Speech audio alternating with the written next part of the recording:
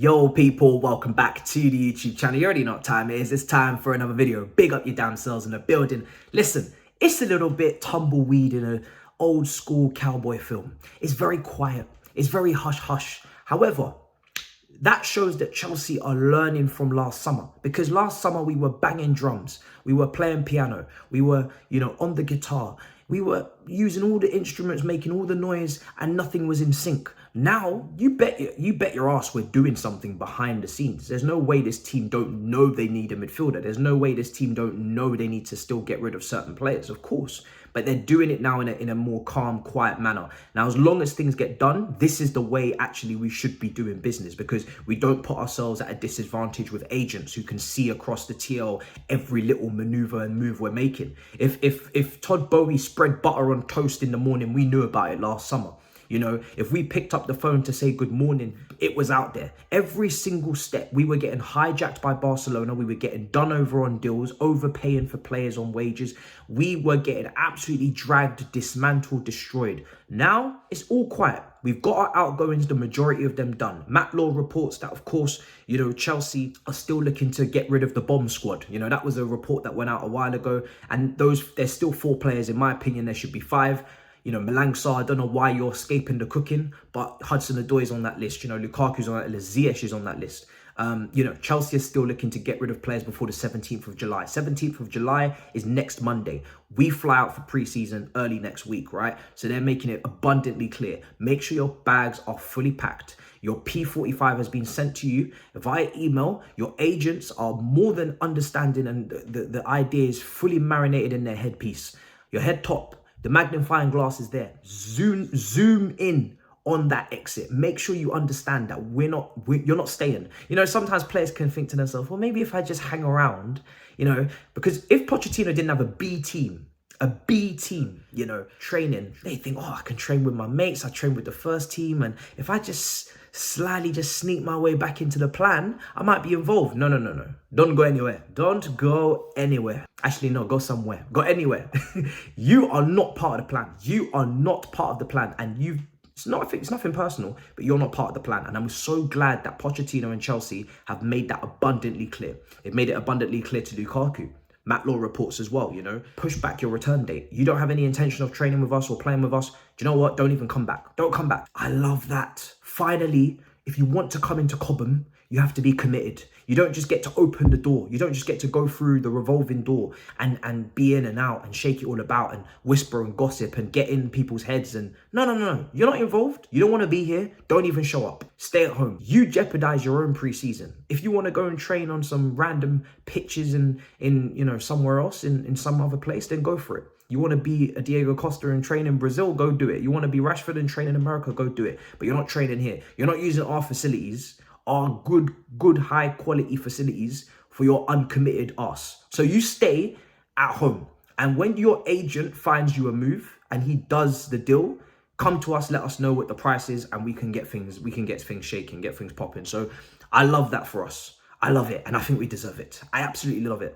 Everybody that comes in is either committed, or they're going on loan, or we have potential plans for them, or, they're just not causing a massive fuss. But we're trying to make sure that the chaos and the anarchy is far, far away. So keep Lukaku at home, no problem with that. For me, outgoing so far have been strong. We need to obviously keep pushing. We've got, like I said, Malang Sarr, add to that list, 100k a week, you got to go. And then once we get these players moving out, then it's all about the incomings. Now, talking about incomings, obviously we've got Cherki and we've got Caicedo. I'll start with Caicedo. What did I just say? We last summer were loud. Now it's quiet. And of course, when things are quiet, we don't know exactly what's going on. So that's going to make us nervous. That's going to make us agitated. That's going to make us, a little bit irate. Now, of course, for me, everybody's got to have a deadline. You've all got your own deadlines of where your patience is pushed to the maximum. Now, for me, I just want Caicedo to be on that flight early next week at Chelsea, ready for the start of pre-season in terms of the America, because I want him playing in matches. I don't worry too much about Caicedo's fitness. This, early part of pre-season, the first 2 weeks is all about fitness. We've done the Gangan test, etc. We've got a lot of unfit players. Last season, our squad was unfit. Caicedo was fine at Brighton. He wasn't picking up injuries. He was covering many blades of grass, and he was all good to go. So I'm cool with Caicedo to be coming in, for the American tour, just so he's here for Wrexham, for the Wrexham game next week, for he's here for matches. Now, We're expecting to see that the first important or the first public bid is going to be accepted, because that's what Chelsea are doing, apparently, reportedly. We're not sleeping at the wheel. One thing that Chelsea are under Todd Boehly, let's not forget. One thing that Chelsea are under Todd Boehly is active. We've never slept. Under Todd Boehly and Egbali, we've never slept in our lives. We don't sleep. We're always awake, 24/7. We're always active, always on these streets, ready to patrol, ready to do anything. We're very persistent. Look at how we were for Enzo Fernandez. We went all the way to Portugal. We took the entire gang, the entire mob to Portugal, forgot about every single other deal, every other outgoing to close that one on deadline day in fantastic, fanatic style, drama. But it was done. So let's not say that this board sleep. They don't sleep. They understand what we need. They know we need a midfielder. It couldn't be any more obvious. You've sold all of them. They know that we need players, but they're trying to do things quietly and in a, behind the scenes, controlled, calm manner to benefit, really. Because again, we need to not be taken for mugs this summer. Last summer, we had our pants pulled down multiple times. Barcelona were hijacking us, or we were overpaying for players, high wages, etc. We're trying to right the wrongs. We're trying to correct the defaults of last summer. We can't do that by acting in the same manner. And obviously last summer was great for the dopamine. It was great for the here we go, syndrome. But now it's time to be a serious club. And this is how serious clubs operate. They do things in silence. Now, of course, we want this deal to be done quickly as possible, but we have to respect that Bloom at Brighton is no mug, and he doesn't play games, and he gets big fees for his players. As you've seen, Brighton, they when it's Ben White, Cucurella, whoever it is, even Graham Potter, they get their peas and they get their bread for these people. So for me personally, I'm not panicking yet. I do think we need to make sure that there's a contingency plan. I'm hoping that there is. Who is the midfielder that we go for if it's not Caicedo? In my dream world that everybody's been snapping, wake up, wake up, wake up. Obviously, Tchouaméni, 80 million euros to 100 million euros is some reports that are going out there. I would absolutely love. In fact, I think we deserve. And in fact, I would actually prefer Tchouaméni over Caicedo. That's how highly I rate Tchouaméni. I bloody love this player. Since Monaco days, I've wanted him here. It's not realistic. Real Madrid fans, wherever they are in my comments, they'll tell me, don't even bother open your mouth about my player again in your life. It's not going to happen. We spent 100 million euros on him. He was the only DM. If you look at midfield in terms of the balance, there's no other sitting six in the team. So yeah, hush your mouth, hush your gums. But, until it's absolutely impossible and the window closes, I'm still going to dream. But at the end of the day, just please have a quality alternative if we absolutely have to. But I'm hoping, and until that, my personal, deadline of calm, composure, which is the flight, when they leave for US, I'm just going to just sit tight and hope that everything behind the scenes, little WhatsApp messages, FaceTimes, little snaps, streaks with Bloom between Bowie, cool, whatever you want to do, get the fire emojis popping. Let's make sure that when we're going public with this, it's a done deal. It's an agreement.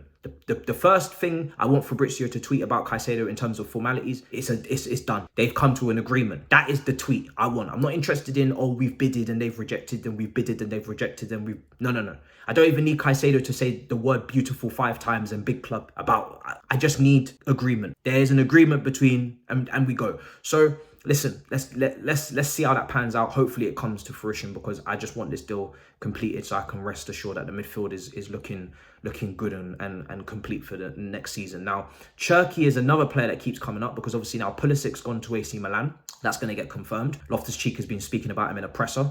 And Cherki keeps coming up because, listen, we've been scouting him at the Under-21 European Championships. We've obviously signed Gusto as well, so we would have had time to watch Cherki while we was watching Gusto last season to keep an eye on him, because obviously we loaned him back from January. He's a very, very talented attacking midfielder. And this is a player that against low blocks that we struggle against at home, tight Stamford Bridge, tight pitch, we need somebody with that technical ability to unlock a defense, to do something special, a little bit of individual brilliance. This is something that Cherki can give you. And this is why, even though for me, I've already said, listen, I'm happy to see Carney. I'm happy to see, 3 wingers for 2 positions, and a 4th option be from, whether it's, Diego from Benfica, or it's, someone else that we've signed already that we're just forgetting about. Maybe one of these talents can be on Earth in a pre-season, because I want to see significant minutes and consistency in the lineups and all these things. But this is the kind of talent where, do you know what? Fair enough, because at least it's a special talent. I don't want us to just sign any any old under 21 who has a little bit of something here and a little bit of something there, because there's loads of players that are good or very good, but special players are the ones we should be going for now, because we've already signed a lot of under 21 players. We've already signed a lot of talent in this area. We're looking at Franca as well from Brazil. When's that going to get concluded? Let's see, because that was another 10/right winger we were going for from Brazil. But at least make it special, make them special talents, make them game changers, make them players that drop jaws, you know, because we've already got enough very good talents that we need to develop. There's no point adding more very good. Develop the very good you have, or get the special, you know, top tier, top shelf, or don't bother at all.